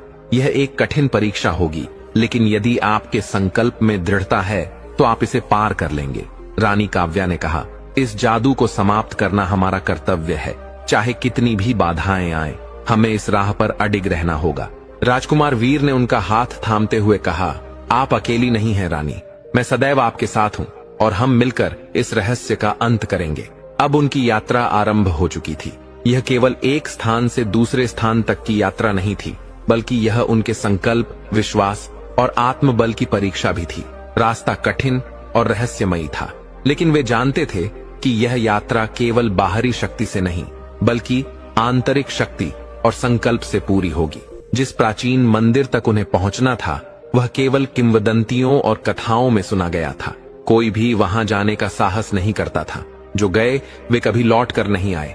रानी काव्या और राजकुमार वीर ने इस कठिन यात्रा के लिए अपने राज्य के सबसे विश्वसनीय योद्धाओं और विद्वानों को अपने साथ लिया। उनके साथ एक खगोलविद, एक जादूगर और एक पुरातत्वविद भी थे, जो इस मंदिर के रहस्यों को समझ सकते थे। रानी काव्या ने अपने साथियों को संबोधित करते हुए कहा, याद रखो, यह यात्रा केवल शारीरिक बल से पूरी नहीं होगी, यह हमारी आत्मिक दृढ़ता और शुद्ध हृदय की परीक्षा भी होगी। राजकुमार वीर ने अपने योद्धाओं से कहा, हम किसी भी कठिनाई से भयभीत नहीं होंगे। हमारी एकता ही हमारी सबसे बड़ी शक्ति है। हम हर चुनौती का सामना करने के लिए तैयार हैं। अब उनका काफिला इस यात्रा पर निकल पड़ा। रास्ता घना और दुर्गम था, लेकिन उनका विश्वास और संकल्प उन्हें आगे बढ़ने के लिए प्रेरित कर रहा था। रास्ते में कई खतरनाक जंगली जीवों का सामना हुआ, लेकिन सभी ने एकजुट होकर उन पर विजय प्राप्त की। अब उनके हृदय में यह बात स्पष्ट हो चुकी थी कि यह यात्रा केवल एक महल से दूसरे महल तक की यात्रा नहीं थी, बल्कि यह उनके आत्मबल, संयम और विश्वास की भी परीक्षा थी। कई दिन बीत गए और वे अंततः एक ऐसे स्थान पर पहुंचे जिसे मृत्यु का वन कहा जाता था। ये जंगल इतना घना और भयावह था कि वहां सूरज की किरणें भी मुश्किल से पहुंचती थीं। रास्ते में उन्होंने प्राचीन पत्थरों पर उकेरी गई अजीब आकृतियां और संकेत देखे, जो इस स्थान के रहस्यों की ओर संकेत कर रहे थे। खगोलविद ने उन्हें सावधान करते हुए कहा, यह जंगल एक परीक्षा की तरह है, जो इसे पार करेगा वही मंदिर तक पहुंचेगा। लेकिन इस मार्ग में कई भ्रम हैं, जो पथिक को भटका सकते हैं। रानी काव्या ने सभी की बातें ध्यान से सुनी और फिर श्रद्धा से कहा, यदि हम सभी एकजुट होकर इस पथ पर आगे बढ़ें, तो यह जंगल भी हमारी परीक्षा को पार करने का मार्ग देगा। हम केवल भटकने के लिए नहीं आए हैं, बल्कि अपने संकल्प और सत्य के बल पर इस कठिनाई को पार करेंगे। जैसे जैसे वे जंगल में आगे बढ़े, अजीब घटनाएं होने लगीं। कभी अचानक ठंडी हवाएं चलने लगतीं, कभी अनजानी आवाजें गूंजने लगतीं, तो कभी ऐसा प्रतीत होता जैसे कोई छायामयी आकृति उनका पीछा कर रही हो। लेकिन रानी काव्या ने अपने संकल्प और श्रद्धा को दृढ़ रखा और अपने साथियों को निर्भय होकर आगे बढ़ने का संकेत दिया। कई दिनों की कठिन यात्रा के बाद वे उस प्राचीन मंदिर तक पहुंच गए, जिसे काल मंदिर कहा जाता था। मंदिर अत्यंत प्राचीन और उपेक्षित था। उसकी दीवारों पर अज्ञात प्रतीक और रहस्यमयी मूर्तियां उकेरी गई थीं। ये मंदिर एक गहरी गुफा में स्थित था और इसका प्रवेश मार्ग केवल उन्हीं को दिखाई देता था जिनके हृदय में शुद्धता और उद्देश्य की सत्यता थी। रानी काव्या ने कहा, हम यहाँ तक आ पहुंचे हैं, लेकिन हमारी असली परीक्षा प्रारंभ होती है। इस मंदिर में प्रवेश करने के लिए केवल शारीरिक बल ही नहीं, बल्कि आत्मा की शुद्धता भी आवश्यक है। राजकुमार वीर ने श्रद्धा से कहा, हम तैयार हैं रानी, हम आपके साथ हैं। गुफा में प्रवेश करते ही अंधकार और शीतलता ने उनका स्वागत किया। यह स्थान अत्यंत प्राचीन और रहस्यमय था। दीवारों पर चमकती हुई रहस्यमयी रेखाएं उभरने लगीं। जैसे ही उन्होंने अंदर कदम रखा, हर कदम के साथ एक नया रहस्य उनके समक्ष प्रकट हो रहा था। आगे बढ़ते हुए वे एक विशाल कक्ष में पहुंचे, जहां एक प्राचीन वेदी थी। वेदी के पास एक रहस्यमयी गुलाब रखा हुआ था, जो अत्यंत तेजी से प्रकाश उत्सर्जित कर रहा था। यही वह गुलाब था जो रानी काव्या के जीवन का अभिन्न अंग था और जिसे नष्ट करना उनका संकल्प था। रानी काव्या ने गहरे स्वर में कहा, यही वह गुलाब है, यही वह रहस्य है जिसने मेरे जीवन को अनंत बना दिया। लेकिन इसे नष्ट करना साधारण कार्य नहीं है। यहाँ से पहले कोई वापस नहीं लौटा, क्योंकि यह परीक्षा केवल बल की नहीं, बल्कि समर्पण और आत्मा की शक्ति की भी है। महान जादूगर ने कहा, इस गुलाब को नष्ट करने के लिए हमें एक प्राचीन मंत्र का उच्चारण करना होगा, जिसे केवल वे ही कह सकते हैं जिनके हृदय में सत्य, श्रद्धा और साहस होता है। रानी काव्या ने मंत्र को ध्यान पूर्वक सुना और संकल्प पूर्वक उसका उच्चारण करने लगी। जैसे ही उन्होंने पहला मंत्र बोला, गुलाब की चमक और भी बढ़ गई और एक जबरदस्त ऊर्जा उत्पन्न होने लगी। राजकुमार वीर घबराकर बोले, रानी, यह संभव नहीं। यह गुलाब आपकी आत्मिक शक्ति का ही एक अंश है, यह नष्ट नहीं होगा। लेकिन रानी काव्या ने पूर्ण श्रद्धा और निश्चय से मंत्र का उच्चारण जारी रखा। उनकी आवाज में एक दिव्य शक्ति थी जो धीरे धीरे गुलाब को नष्ट करने लगी। गुलाब की चमक मध्यम पड़ने लगी और उसके भीतर का जादू धीरे धीरे समाप्त होने लगा। अचानक एक तेज प्रकाश फूटा और देखते ही देखते गुलाब मिट्टी में बदल गया। यह वह क्षण था जब रानी काव्या ने अपने जीवन के सबसे बड़े रहस्य को समाप्त कर दिया था। उनका युवा स्वरूप अब पहले जैसा नहीं रहेगा और उनकी आयु अब पुनः बढ़ने लगेगी। लेकिन उन्होंने अपने भीतर से सभी जादू और अज्ञात शक्तियों का त्याग कर दिया था। अब वह एक साधारण मनुष्य की भांति जीवन जीने के लिए पूर्णतः स्वतंत्र थीं। रानी काव्या ने राजकुमार वीर की ओर देखा और उनके चेहरे पर संतोष और शांति की अद्भुत आभा थी। यह यात्रा अब समाप्त हो गई है, उन्होंने श्रद्धापूर्वक कहा। अब मैं वास्तविक जीवन जी सकती हूँ। रानी काव्या ने अपने जीवन के सबसे बड़े रहस्य को समाप्त कर दिया था। अब वे न किसी जादू के प्रभाव में थीं, न किसी रहस्य में उलझी हुई थीं। लेकिन जो बलिदान उन्होंने दिया वह केवल उनके लिए नहीं, बल्कि उनके राज्य और लोगों के लिए भी एक नई शुरुआत थी। जैसे ही गुलाब का जादू समाप्त हुआ, रानी काव्या ने महसूस किया कि उनकी त्वचा पर हल्की झुर्रियां उभर आई हैं। उनकी आंखों में थकावट थी, लेकिन चेहरा शांति और संतोष से दमक रहा था। अब उनका शरीर उसी अवस्था में आ चुका था जहां उन्हें अपनी वास्तविक आयु का अनुभव हो रहा था। उन्होंने अपने रहस्यमयी और जादू से भरे जीवन को पीछे छोड़ दिया था और अब एक नई दिशा की ओर अग्रसर हो रही थीं। राजकुमार वीर ने श्रद्धा से कहा, रानी, आपने जो किया है वह केवल आपके लिए नहीं, बल्कि पूरे राज्य के लिए अमूल्य है। अब हम सभी आपको एक नए स्वरूप में देखेंगे, एक साधारण मनुष्य की भांति, लेकिन आपकी महानता सदैव अमर रहेगी। रानी काव्या मुस्कुराई और कहा, जीवन में एक समय ऐसा आता है जब हमें अपनी वास्तविक शक्ति को पहचानना आवश्यक होता है। मैंने अपने जीवन के रहस्यों को स्वीकार करने की अपेक्षा आज अपनी सच्चाई को अपनाने का निर्णय लिया है। अब मैं अपनी वास्तविकता को पूरी श्रद्धा और सम्मान के साथ स्वीकार करती हूँ। रानी काव्या और राजकुमार वीर ने मिलकर राज्य में एक नए युग की शुरुआत की। रानी ने अपने जीवन को अब पूरी तरह से जनता के साथ समर्पित कर दिया। उन्होंने केवल बाहरी शत्रुओं से ही नहीं, बल्कि आंतरिक अज्ञानता और भय से भी संघर्ष किया। उन्होंने यह समझा कि सबसे बड़ी शक्ति न तो किसी जादू में है, न किसी रहस्य में, बल्कि प्रेम, सहयोग और सत्य में है। रानी काव्या ने अपने लोगों को सिखाया कि वास्तविक शक्ति बाहरी चमत्कारों में नहीं, बल्कि हमारे भीतर के साहस, विश्वास और सच्चाई में निहित है। उनके शासनकाल में हर नागरिक को समान अधिकार और सम्मान प्राप्त हुआ। समय के साथ रानी काव्या वृद्ध हो गईं, लेकिन उनकी आंखों में वही आत्मविश्वास और शांति बनी रही। अब वे एक साधारण जीवन जी रही थीं, लेकिन पहले से कहीं अधिक संतुष्ट और शांत थीं। राज्य के लोग उन्हें केवल एक रानी के रूप में नहीं, बल्कि प्रेम, ज्ञान और आत्मबल की प्रतीक के रूप में देखते थे। उनकी कहानी सदियों तक जीवित रही। उन्होंने यह प्रमाणित कर दिया कि सच्ची शक्ति जादू या किसी रहस्य में नहीं, बल्कि आत्मविश्वास और सच्चे कर्मों में होती है। और इस प्रकार एक अद्भुत यात्रा समाप्त हुई, लेकिन उनकी सीख और प्रेरणा अमर हो गई। दर्शक बंधु, कथा अभी यही खत्म नहीं होती। अभी हम उन 3 जगहों को जानेंगे जहां अपनी बेटियों का विवाह नहीं करना चाहिए। पहला स्थान, जहां लड़के का स्वभाव क्रोधी और लापरवाह हो। आपने सुना होगा कि क्रोध इंसान का सबसे बड़ा दुश्मन होता है, लेकिन जब यह क्रोध पति के स्वभाव में ही बस जाए तो एक पत्नी की जिंदगी नर्क बन जाती है। अगर आप अपनी बेटी का रिश्ता ऐसे परिवार में तय कर रहे हैं जहां लड़का छोटी छोटी बातों पर गुस्सा करता है, अपमानजनक भाषा का इस्तेमाल करता है या उसका धैर्य बिल्कुल भी नहीं है, तो सोचिए आपकी बेटी की जिंदगी कैसी होगी।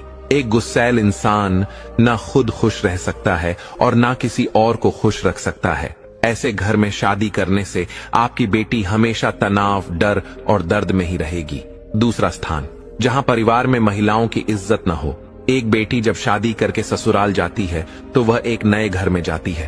अगर उस घर में उसकी कोई इज्जत ही नहीं, अगर वहां औरतों को दबाकर रखा जाता है, उनकी कोई बात नहीं सुनी जाती, तो वहां बेटी का क्या होगा। कई बार माता पिता ये सोचते हैं कि शादी के बाद सब ठीक हो जाएगा, लेकिन सच्चाई ये है कि जहां महिलाओं को